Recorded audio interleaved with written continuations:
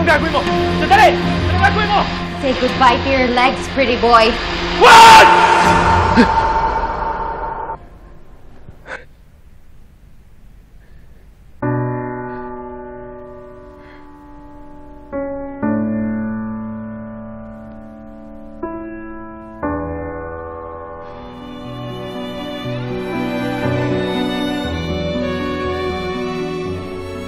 Huwag kang susuko, Jordan.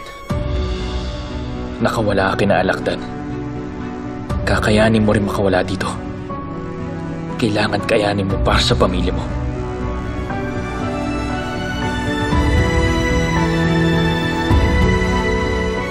Sigurado ka na?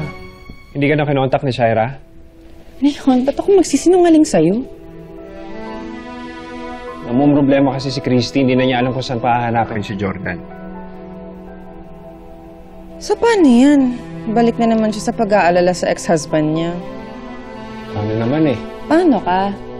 Et sa puwera ka na naman. Leon, 2 weeks na lang, ikakasal na kayo. Ba't ayaw nang tigilan si Jordan?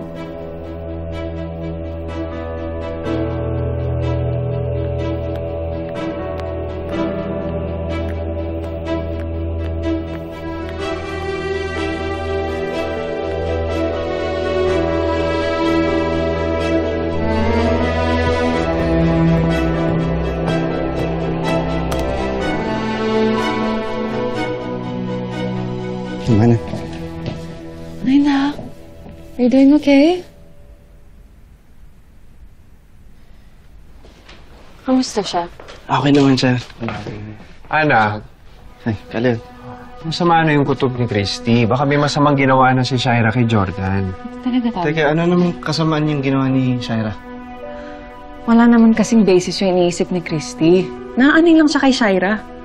Nag-aaway naman talaga sila palagi, di ba? Nag-aaway sila over Jordan. Kailangan lang matuto si Christy na lumugar kasi hindi na siya ang asawa ni Jordan. Si Shaira ng asawa ni Jordan. Kaya wala na siyang habol doon. Oo, naiintindihan namin yun. Hindi naman yun ang intensyon kasi ni Christy. Eh, paano kung sila talagang nagmamahalan?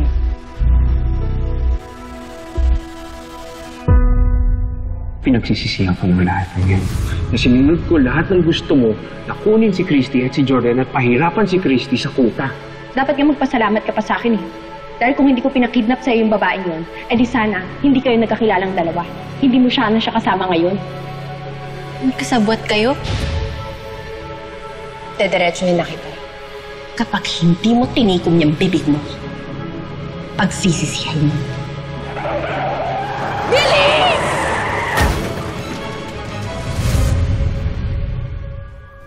Ano? Si Billy?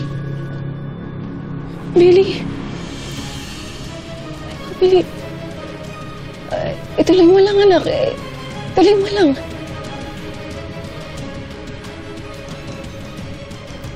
Parang may gusto siyang sabihin.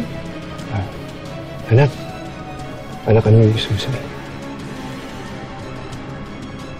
Ano yan, Ham?